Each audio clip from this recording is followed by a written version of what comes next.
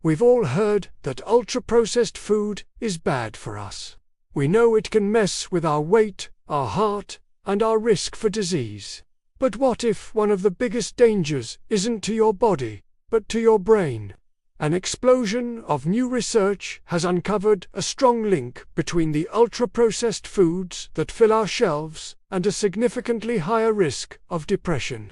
It's a connection that science is just starting to piece together, and it might change how you think about your grocery list forever. For a long time, we've had this idea that physical health and mental health are two totally separate things. You see a cardiologist for your heart and a therapist for your head. But what if that's just not how it works?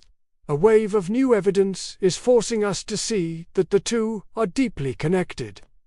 Today, we're diving into one of the most urgent topics in this field: the striking link between ultra-processed foods, or UPFs, and our mental well-being. And we're not just talking about feeling a little down after a junk food binge. We're talking about large-scale studies showing a measurable, significant increase in the risk for clinical depression among people who eat a lot of these foods. We're even going to look at one category of ingredients that seems to be a particularly noteworthy part of this story: artificial sweeteners. So, what exactly is an ultra-processed food? And how could a snack cake possibly have the power to reach into your brain and affect your mood? Let's break down the science, look at the key studies, and talk about what this all means for you. First things first, let's get on the same page. What counts as an ultra-processed food? The term comes from the NOVA classification system, which groups foods by how processed they are. We're not talking about canning vegetables or salting fish. UPFs are best described as industrial formulations. Think packaged snacks, sugary cereals, frozen dinners, and of course, sodas and energy drinks. These products are made from substances extracted from foods or synthesized in labs. They're engineered to be cheap, have a long shelf life, and be hyperpalatable, meaning they're designed to be so rewarding that we can't stop eating them. In countries like the US, these foods make up over half of the average person's daily calories. For years, we've known this has consequences for our physical health. The links to obesity, type 2 diabetes, and heart disease are well established. But the idea that these same foods could be a major player in the rising rates of mental health issues has often been dismissed. The old thinking was pretty simple: people who are depressed are more likely to eat poorly. But new evidence is flipping that assumption on its head, suggesting that a poor diet might actually be a contributor to depression, not just a consequence of it. The link between UPFs and depression isn't just a theory anymore. It's supported by large, long-term studies. So let's look at three key pieces of this puzzle. First, the sheer weight of the numbers. A major study published in JAMA Network Open followed more than 31,000 women who were free from depression at the start, for about 14 years. The researchers tracked their diets and health, and the results were stunning. Women who ate the most ultra-processed foods, around 9 servings a day, had a nearly 50% higher risk of developing depression compared to those who ate the least. And this isn't a one-off finding. Meta-analyses, which combine data from many studies covering hundreds of thousands of people, have consistently found that higher UPF consumption is associated with a greater risk of depression and anxiety. The second piece of the puzzle is where things get more specific. When the Harvard researchers behind that large study of women looked closer at which types of UPF were most strongly associated with depression.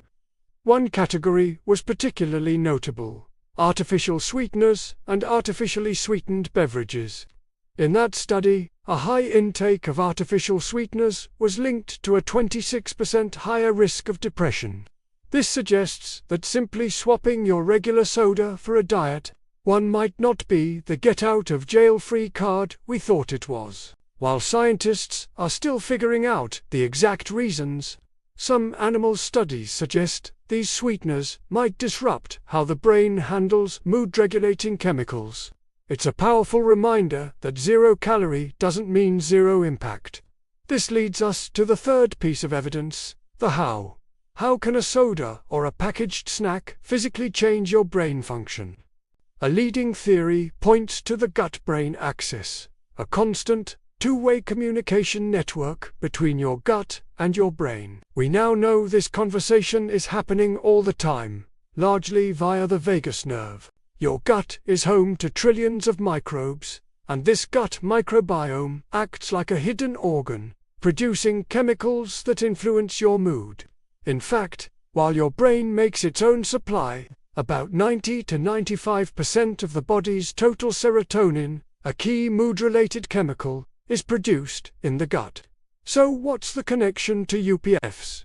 A diet high in things like emulsifiers, preservatives, and artificial ingredients, while lacking in natural fiber, can be tough on our gut health. It can disrupt the delicate balance of our gut microbes, a state known as dysbiosis. This imbalance is linked to chronic, low-grade inflammation.